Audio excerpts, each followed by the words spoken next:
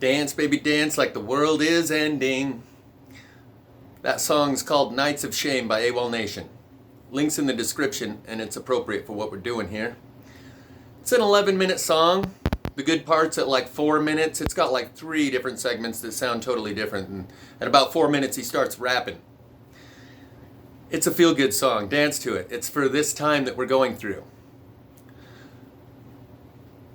This time that we're going through, if they told us that the Mayan calendar, Sidekick Sloth, he wanted to be in a video. Sorry, say hi, Sidekick Sloth. He was getting like he was feeling left out or something. But if they told us that the Mayan calendar ends December 21st, 2021, would anybody doubt that that's what's happening this year? And look how effectively it worked. Because we already thought we saw that coming and it came and went and nothing happened, no one has their eye on that ball anymore. I alluded to the idea that it could be last year because around December 21st, there was some sort of astrological alignment with some planets. I've only watched very little of Brian Austin Lambert, 33. But he alleges that whatever year this pole shift happens, as he calls it, the plasma catastrophe or whatever, it will be December 21st, based on some sort of orbital physics, because that's when the Earth is at its furthest tilt, and then it starts to tilt back the other way, I suppose. And if we make it past that part and start tilting back the other way, then we've got another year. But he says that when it happens, it will be on a December 21st. That's the solstice. I'm thinking that's what we're looking at. And in a few ways, that's a good thing. It can give you a feeling where you don't have to worry about all the details of all this testing and vaxes and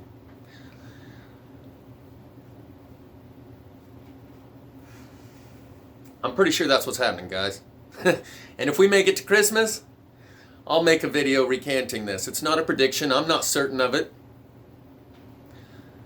But if everything we see happening, including all that the truthers can see in the sky, the normies, they keep their eyes on the ground, the plasma fires, if everything we see happening right now was happening in the build-up to 2012, like during 2011 and then during 2012 as it has been in 2020 and now 2021, I don't think anyone would have any doubt that that's what it's all about.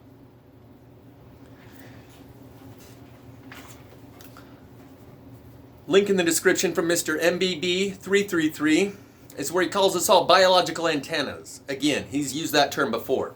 I like it because it relates to my biobot transceiver terminology. And he talks about the Schumann cavity resonance, and he refers to what Greg Braden calls the sacred circuit. I guess the ancients called it that. It's a vibrational frequency that entrains everything to the same frequency. It's like it goes from the great central sun of the Milky Way galaxy and it radiates out to our sun and then to the Earth and then to us. There's this circuit that goes all the way in between and everything vibrates accordingly at 7.8 beats per second. That was the Schumann cavity resonance for a long time. MB3 says they're getting readings as high as 16. Someone else told me they're getting readings as high as 40, and they gave me a website where you can go to check it out every day. So, MB3 calls us biobot, and he calls us biological antenna, not biobot transceivers. He talks about this sacred circuit. And when I first learned about this in 99, 2000,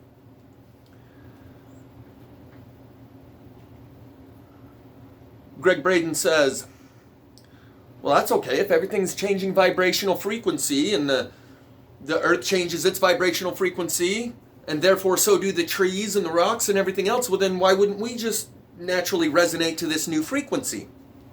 Because we have emotion. And we're only primarily capable of 2 emotions, fear and love. And it occurred to me last night, something else Greg Braden showed was when you put 2 frequencies together, an interference pattern, at two different frequencies, it creates an oscillating pattern. And he shows that these frequencies projected into a media of mold spores or water, whatever it is, and you can see this oscillation pattern going like this. The two frequencies coming together create this oscillation pattern. And he says, almost like the beating of the human heart. And then he says, what is it that makes our heart beat? Why does it always keep that beat? And as I thought of this last night, it occurred to me that may be why they say their hearts fail them for fear.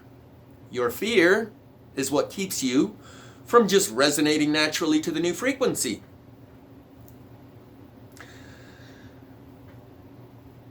And the only way to be in love is to not be in fear. And the only way to be not in fear is to face your fears.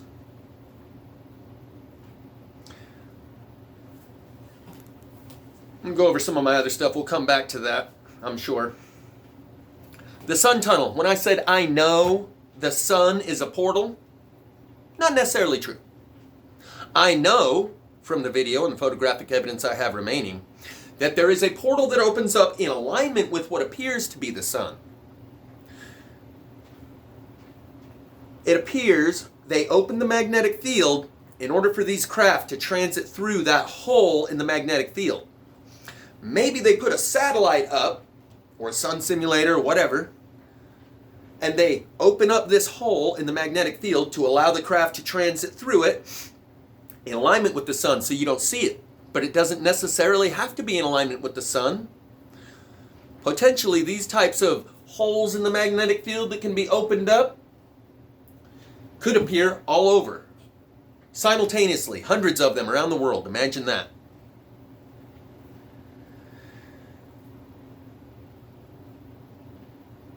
It appears that that's what they have to do in order to go in and out, is open that magnetic field. Because in that video, I show you not only the rings around the sun, but you can see a couple of the broken flux lines coming off. So the sun itself necessarily isn't a portal, but what appears to be the sun is where that portal opened up. Flat Earth is a Ponzi scheme. And the reason I skipped to that, I got a bunch of little points, they're not going to all go together, but so I had to retract that statement about how I know the sun is a portal. And when I first said that, I was going to say, now I don't know the sun's a portal like flat earthers know the earth is flat. I know it from Zetetics, personal experience through your own senses.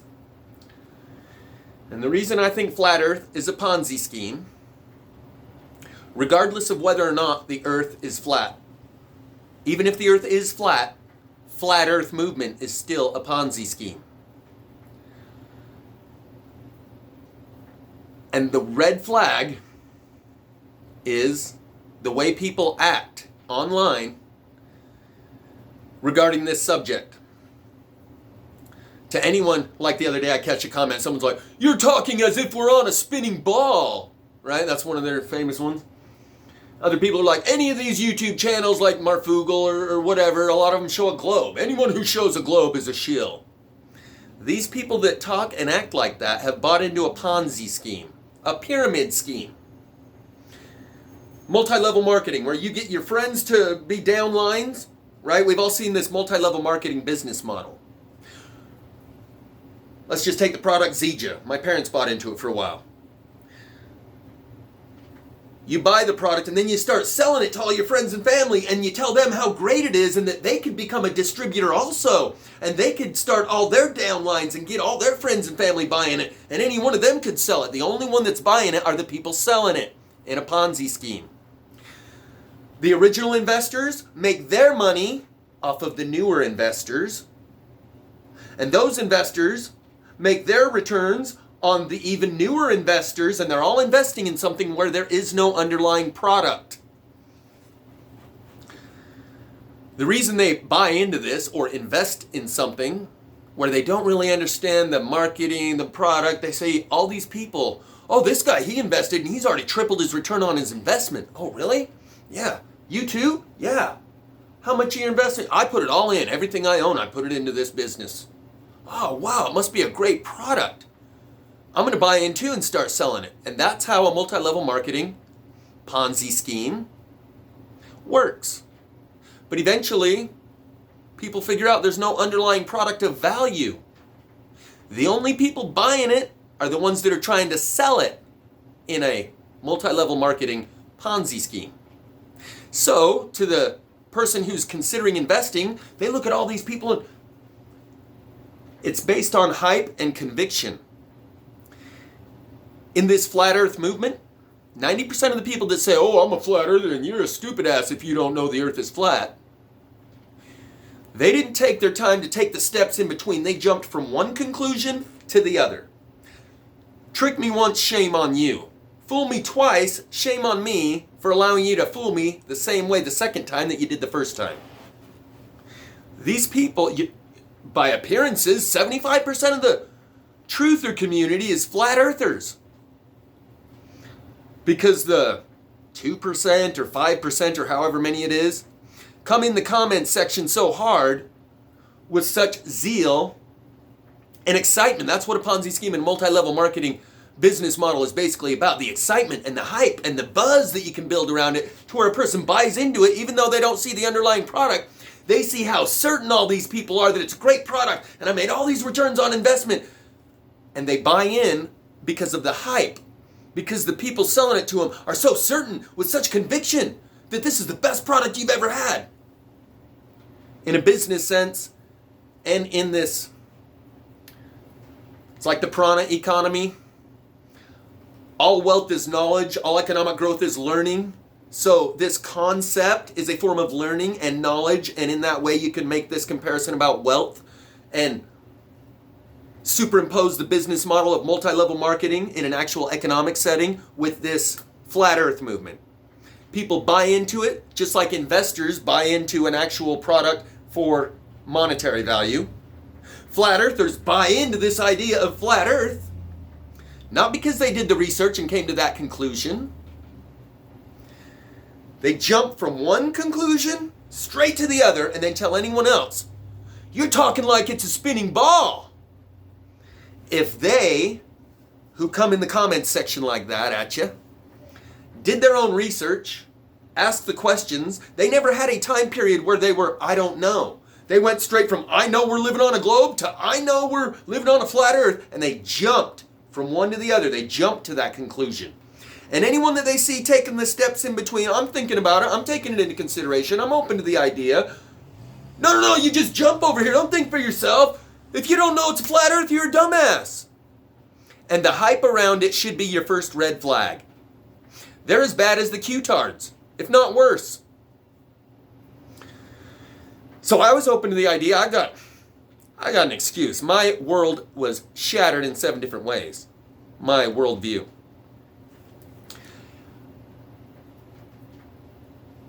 But I was pretty much of the opinion that, yeah, I think it's flat. 8 inches per mile squared. That's all you need to know. 8 inches per mile squared. Oh, wow, these guys sound like they've really done their homework. And the average flat earther that buys into it and starts selling it online in the comment section saying you're an idiot if you don't know the earth is flat, they're selling it at that point because they bought into it and they're in search of tribe, not truth. And so they need everyone else to buy into it too. I'm open to the idea. The earth could be flat. And if that's not good enough for one of these flat tards, it shows where they're coming from. A very short time ago, for someone to even say, I'm open to the idea and I would consider the possibility that maybe the earth is flat, you were really insane. Duh, everyone's known the earth is a globe since like the 1400s, 1500s, whatever it was. So the hype and the way these people come at you in the comment section when they see you going step by step, taking into consideration the possibility and thinking and contemplating, they say, no, don't think. Don't be open-minded. Be closed-minded to anything but the flat earth. Just jump from the globe over here to the flat earth. You don't need to think. You don't need to research. Everyone knows, duh. And it's that attitude they take that should be your first red flag. 90% of the people that bought into that are on the Ponzi scheme. They bought into it because other people bought into it. Well, guess what? Those other people bought into it because other people bought into it. And they bought into it because other people bought into it. And when you get down to the bottom of it, very few of those flat earthers did any research. They heard some people say some things with such conviction and then throw some numbers in there, 8 inches per mile squared. They're like, yeah, I got it. I found the truth. And now I just need to go get everyone else to believe the same truth. So we're in the same tribe. They're not looking for truth, they're looking for tribe. And when they beat you over the head with it, that should be your clue. They didn't buy into it because they did the research and thought for themselves and came to that conclusion. They bought into it because people in the comment section beat them over the head. Said, you're an idiot if you don't believe the earth's flat. Even if the earth is flat, 90% of the people who come at you in the comment section and declare themselves flat earthers and everyone who's not is an idiot, bought into a Ponzi scheme. They bought into it because everyone else is buying into it. They didn't do the research, or they wouldn't come at you the way they do when you're open-minded to it, but not certain about it. And that's the conviction that they have. The certainty is what convinced them to buy into it, because they heard some other people say some stuff with such certainty and conviction. It's that conviction, that level of certainty they have. It's like, oh wow, you really are you invested all of your money in this product? Wow, it must be a really good product. You invested everything? Huh. Because people came at them with such conviction and certainty and told them what an idiot they are if they don't believe the earth's flat. 90% of them bought into it for that reason. Tribe. Groupthink. I'm going to leave that one alone for now. We'll probably come back to that. Remember, COVID is the collective initiation prior to disclosure and pole shift. That was the name of Greg Braden. By the way, I haven't been pitching Greg Braden for the last 20 years. I haven't watched his material since those 2 videos that I watched 20 years ago. Very little of his material, if maybe 1 or 2 videos. Well, I'll talk more about how I came across Greg Braden and how I... Just tell it now. At 19, I had no interest in spirituality. I was into sex, drugs, and rock and roll. Rap music, not rock and roll. And there was this girl who was hanging out and partying with us, kept wanting me and my buddies to watch these videos. And about 3 or 4 different times we would sit down and watch the first 5 or 10 minutes, maybe 15, and me and my buddy start looking at each other like, yeah, let's go do something we want to do. We weren't interested. It starts out very slow and spiritual, and we're like, and that's how I was at the time. After this girl went away, she left those tapes at my house. And so I watched them one night when I got nothing else to do. I was like, well, let's see why she kept wanting me to watch these. I watched them and I had a spiritual awakening. For the first time in my life, I had some sense of spirituality and a greater picture of the world, but it was my first, dabble. But it hit hard. Very hard. So hard that I made copies of those tapes, and there's 2 that are Awakening to the Zero Point, and one that's called Beyond Zero Point, The Collective Initiation. So together it's a combination of 3 tapes. And I made 3 copies of those 3 tapes. Took one set of the copies to my mom and stepdad, got in my car and drove out to Denver to give one set of those copies to my dad and one set of those copies to my sister, and to give him my guns. 22 and a shotgun. To try to make up for guns that he had stolen from him when I was 16, hanging out with some thugs. Well, no, I had my group of friends. We were the outcasts, we were the loners, right? But one of them got mixed up with a tagging crew, a bunch of wannabe spray paint gangsters, but obviously they were pretty thuggish because they broke in my dad's house, stole all his guns. But he was one step ahead. He had all the trigger mechanisms and bolt actions in a metal box, locked, chained to the floor in his room. So they got the guns, but none of them had bolt actions or triggers. And I suspect some of them have probably been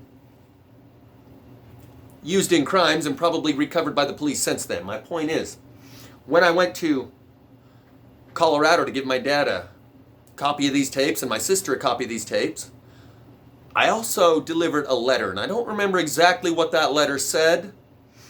And I think it was to my sister. It may have just been to my sister. Maybe I gave a copy of it to both of them, but told them when this shift comes around, you don't want to be on the side of the establishment and the institution. At the time, my sister was adult parole and probation, juvenile corrections, observation and assessment. She was basically a prison guard that worked in different sectors for Colorado State.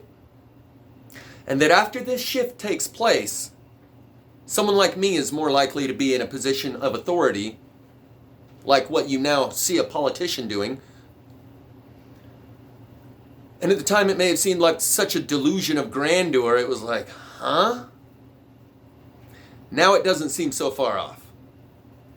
My point was, Greg Braden was my first awakening. And I took those tapes to my dad, and a few weeks later he sends me back David Icke, VHS, of The Turning of the Tide, which is a 101 introductory video for David Icke. Nothing about reptilians or any of that, just the basic pyramid structure of the economy, some of these secret societies, but it didn't delve into the real weird stuff. Basic entry-level 101 for someone who's never come in contact with that kind of information. And he tells me, oh yeah, I just found it by chance. Laura Lee, who was producing Greg Braden's stuff at the time, I was, hunting and pecking around on Laura Lee Press because you gave me Greg Braden's video, and a couple clicks later I found this video by this guy, David Icke, and ordered it, and it came to my house, and I watched it, and I thought it was pretty cool, so I sent it to you so you can watch it. Yeah, right. I suspect he didn't just stumble upon that week. I took him, Greg Braden, his answer to me a couple weeks later was David Icke video. And I watched that video. It's just basic 101. And so then I went and bought Children of the Matrix by David Icke. And as I was reading that book, I got so far through it, maybe an eighth of the way, a quarter of the way. And I realized this is important, and this is so mind-blowing, I quit my job over it.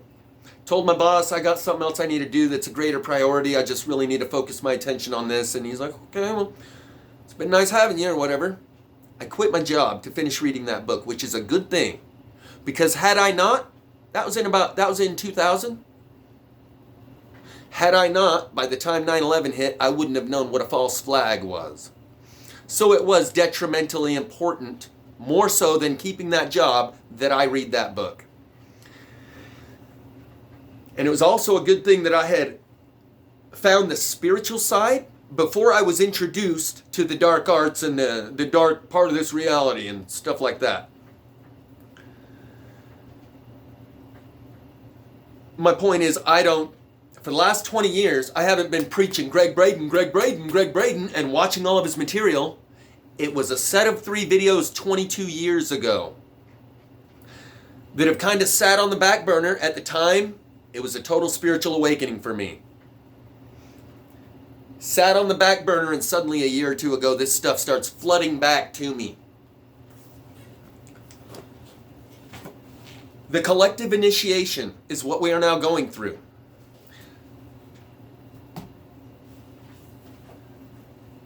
An initiation ritual, and some people got it. A lot of people got it. As soon as the mask came out, by the way, those masks might be for the dust that's about to get kicked up in the air, and they knew we got to have widespread masks. People need to have them on them, not run to the store. You ain't got time to run to the store when a dust cloud's coming your way. People are going to need these masks.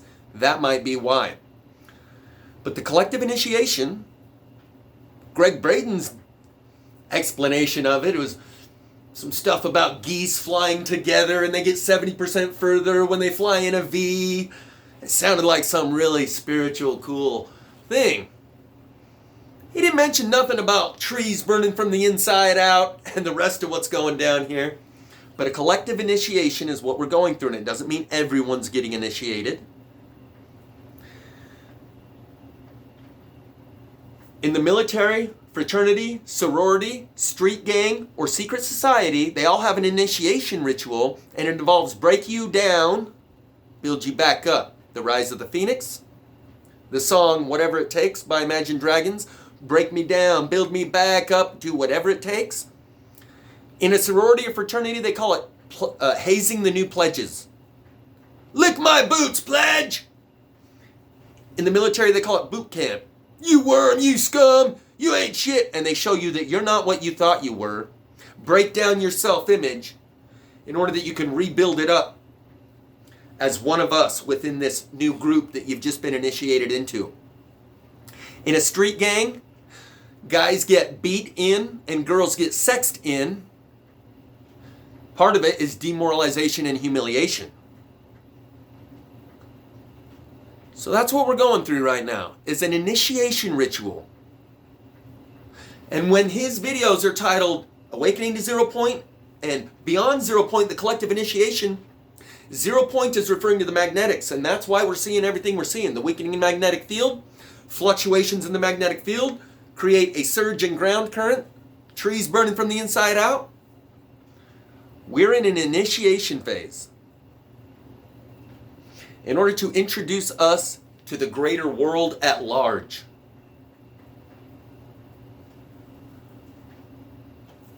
So that's what's happening, Captain. I'm going to see if I got anything else that coincides directly with that, but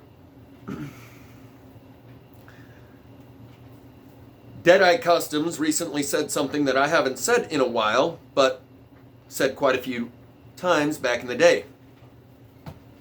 These black dot craft, any of these craft that use anti-gravitational technology, it creates a sphere around the craft which gives it lift and bends the light around it.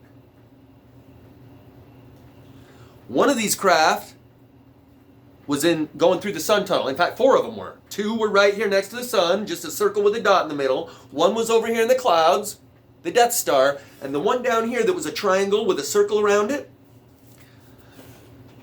That same technology can be scaled up to create an airborne aircraft carrier. And that sphere that it creates might be what we're seeing when we see these spheres in the sky. Like what Final Days, the lady who shows you on the weather cams from Alaska, she shows a lot of these spheres. And we're speculating, well, are they Fresnel lenses that they throw up there to put the sun simulator through? A lot of them may be. But this anti-gravitational technology, I'm going to include a link in the description by Skunkworks, by a Lockheed guy, Bob Boyd or something like that. We'll talk more about that. This anti-gravitational technology is real. And it creates a sphere, in my opinion, I believe that is part of what's happening here. And the sphere not only gives it anti-gravitational ability, but it bends the light around it. There is a invisibility shield out there. You can buy it online. Piece of plexiglass that's curved it just the right way, where as soon as you step behind it, you disappear, and the only thing that can be seen is a slightly blurry image of what's behind you. Because it takes the image of what's behind you and makes it go around you. When you step behind this piece of plexiglass, you disappear in it. It's a little bit blurry, but basically all you see, I'll include a link in the description to show you this invisibility shield. All you see is a little bit of a blurrier version of what's actually behind the plexiglass. When the guy steps behind it, you don't see the guy behind it. You still see the wall and whatever else is behind him. That same technology, that same effect happens to these anti-gravitational craft. And that's why in the sun tunnel video images, the ones that are up here in the color bands of the plasma bands around the sun take the color of what's behind them. The one that's over here in the clouds takes the color of what's behind it. And the triangle within a circle down here was up against the backdrop of the mountain. So you can kind of see the triangle in there. So, Space Force, you remember the movie 2012 where they created a bunch of arks, like Noah's Ark, and took off on these ships? But there wasn't enough seats for everyone. Most people who thought they had a ticket to ride didn't. Remember the CEO exodus? All those CEOs that disappeared with their whole life ahead of them, and they didn't take up another job somewhere else? They had 4 years left on their contract of a $50 million position in whatever company, and they're only 30 years old, and they resign, and they don't take up another major position in a major company, and it's up to like 2,000 of these top CEOs of the biggest corporations that you've ever heard of disappeared over the last year or two. I'm thinking this is the year, December 21st.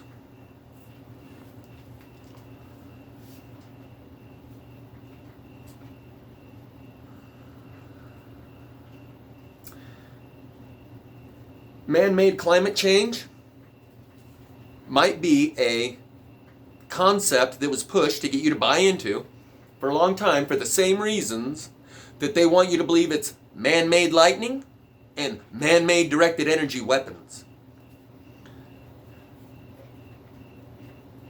Because they knew this time was coming, and when it came, they wanted to have a cover story. The reason they want you to think directed energy weapons is because that's directed. I'm going to cut to the next video now. We're almost out of time, but I'm going to talk about how never lose truth. Covered one of my videos and apparently has mentioned me a few different times. But we're going to clarify how the 18 laser strikes in the bridge aren't laser strikes. My mistake. Who could blame me for thinking they're laser strikes when they look the way they do? But they're not laser strikes, I don't believe. And I'm going to explain to you the 3 or 4 reasons why I believe that in the next video. Along with the fact that my brother saw a pulsing star in the sky over his house on the day of the fire, I didn't ask him whether it pulsed with equal distant timing in between the pulses, and the pulses were all the same, or if it was like, if it was inconsistent like that, could have been a plasma filament connecting between the ionosphere and the Earth. If it flashed at perfectly intermittent intervals, like controlled, it might be one of